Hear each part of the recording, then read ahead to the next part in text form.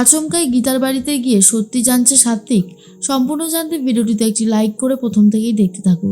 গল্পের শুরুতেই দেখা যায় গীতা খাবার নিয়ে আসছিল, আর ঠিক তখনই অনেক কিছুই শুনতে পাচ্ছে গীতা।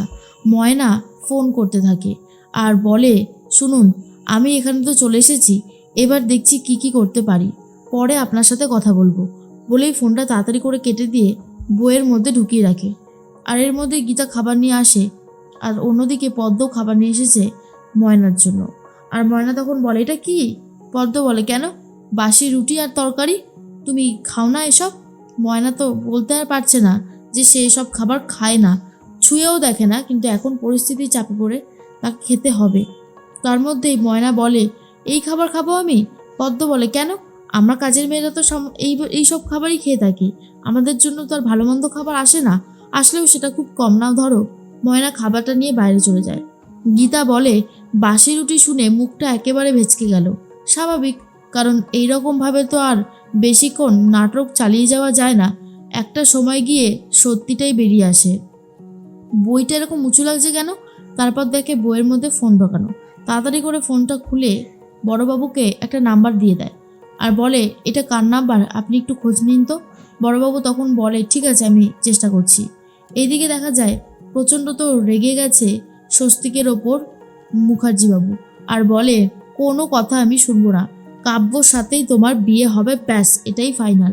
কথাটা শোনার পর তখনই সাত্বিক বলে, যখন এটা ফাইনাল হচ্ছে তখন তোকে এটাই করতে হবে রে ভাই, আমি অন্য কথা শুনবো না, আর বাড়ির কেউই শুনবে না। কিন্তু স্বস্তিক একদমই বিয়ে করতে চায় না কাব্যকে। এর মধ্যে তখনই অগ্নিজিৎ মুখার্জি বলে, কি হলো, তোমরা এভাবে সবাই চুপ করে আছো কেন?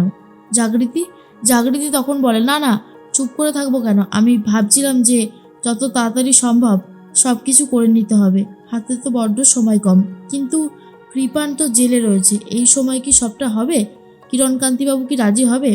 মিস্টার মুখার্জি তখন বলে, হ্যাঁ রাজি হবে, ওনার স্ত্রীর সাথে আমি কথা বলে নেব, বাকিটা আমি খুব তাড়াতাড়ি করে ফেলতে চাই, হাতে সময় একদম নেই। একটা গেস্টের লিস্ট বানাও, যাদের যাদের নেমন্তন্ন করা সেই লিস্ট থেকে ঝটপট করে নেমন্তন্ন করে ফেলো। তখন বলতে থাকে মিস্টার মুখার্জি, দেখো, আমার বড় ছেলের সময় তো অনেক ভুল হয়েছে, আমি আর ছোট ছেলের সময় কোনো ভুল করতে চাই না। গিনি তখন বলে, বাবা, আপনি এইসব কথা বলছেন কেন?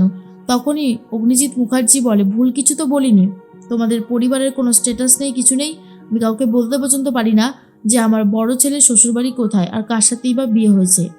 তখনই জাগৃতি বলে, একদম ঠিক কথা বলেছো তুমি।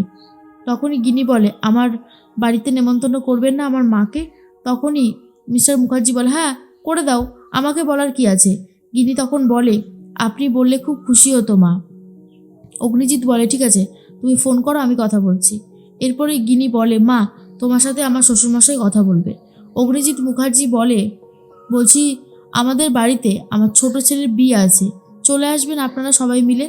এরপর গিনির মা বলে, খাবার পরিবেশন করতে? আসলে কিছুদিন আগেই অগ্নিজিৎ মুখার্জি গিনির মাকে অপমান করেছিল, বলেছিল আপনি হুইস্কি সার্ভ করতে জানেন না, আর না জানলে শিখে নিয়ে পরিবেশন করুন। সেই কথাটাই মনে পড়ে যায় অগ্নিজিৎ মুখার্জির, আর বলে, দেখুন, এ সমস্ত আউফাও কথা বলবেন না। বাই দ্য ওয়ে, আপনার গলাটা কেমন চেনা লাগছে, মনে হচ্ছে এক্ষুনি আপনার সাথে কথা বললাম, কি করে এটা পসিবল বলুন তো? তখনই গিনির মা বলে, আমিও তো সেটাই বুঝতে পারছি না, এটা কি করে সম্ভব, এটা তো পুরোপুরি একটা অন্য রকমের ব্যাপার, তাই না? তখন অগ্নিজিৎ মুখার্জি বলে, হ্যাঁ আমিও সেটাই ভাবছি আর কি। এরপরেই তখন গিনি বলে, কি হয়েছে বাবা?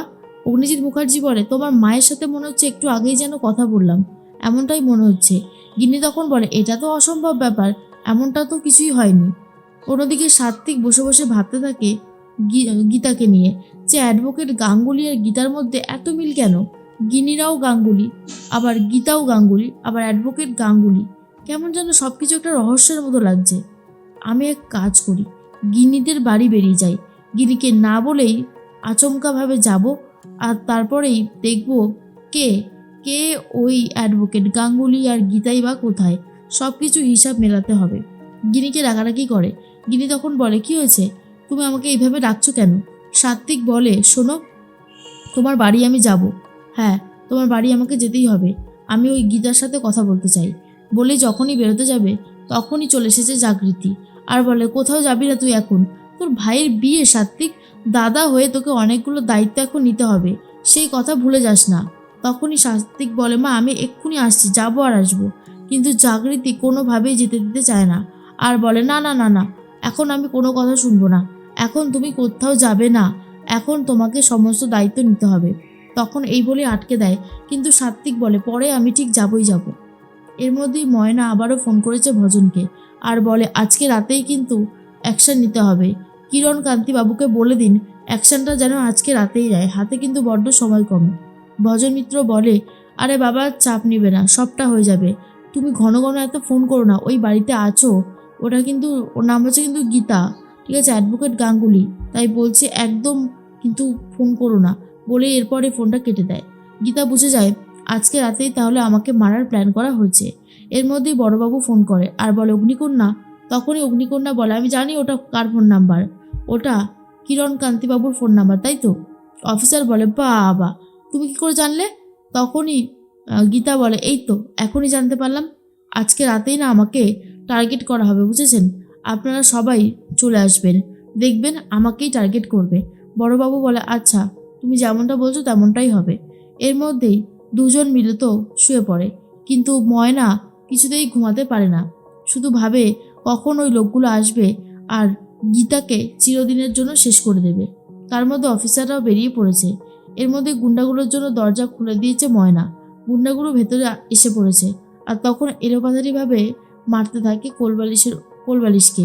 সবাই ভেবেছিল ওটাই হয়তো গীতা, কিন্তু যখনই চাদর সরায় তখন দেখে না, ওটা গীতা না, আর ওটা ছিল বালিশ। এটা কি করে সম্ভব, গীতা কোথায়? এটাই ভাবতে পারে না ময়না, আর ভাবে শেষ পর্যন্ত অ্যাডভোকেট গাঙ্গুলিও এরকমভাবে পালালো। কিন্তু না, অ্যাডভোকেট গাঙ্গুলি পালানোর মতো না। অ্যাডভোকেট গাঙ্গুলি এরপর চলে এসেছে আর গুন্ডাগুলোকে ভীষণ মারতে থাকে, এমন মারে যে আর কোনোভাবেই উঠতে পারে না। তারপরে অফিসাররা এসে বলে, এই এদেরকে এক্ষুনি অ্যারেস্ট করো, ঝটপট করে অ্যারেস্ট করো, তো এখানে ফেলে রাখবে না। তখনই অফিসারকে আটকায়।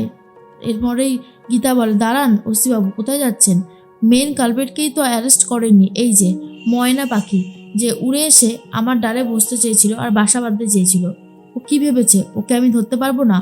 আমার নামটা ওকে ভালো করে মনে রাখতে বলবেন, তারপরে দেখা যাবে সবটা। এরপরেই তখনই গীতার এই সাহসিকতা দেখে ওসি সাহেব তো চমকে যায়, বলে, সত্যি তোমার মতন মেয়ে এই পৃথিবীতে প্রচণ্ড বিরল, তুমি যেভাবে সমস্তটা সামলাচ্ছ, ইম্পসিবল, কেউ সামলাতেই পারবে না। এরপরে গীতা বলে, থাক এ সমস্ত কথা আর বলতে হবে না, আপনি ময়না পাখিকে নিয়ে যান। ময়না তখন আর কিছু বলতে পারে না, আর ময়নাকে ধরে অফিসে তখন থানায় নিয়ে যাওয়া হচ্ছে, আর বলে, আপনি তাহলে অফিসে একবার চলে আসুন ম্যাডাম, বাকি যা কাজগুলো আছে করে দেবেন।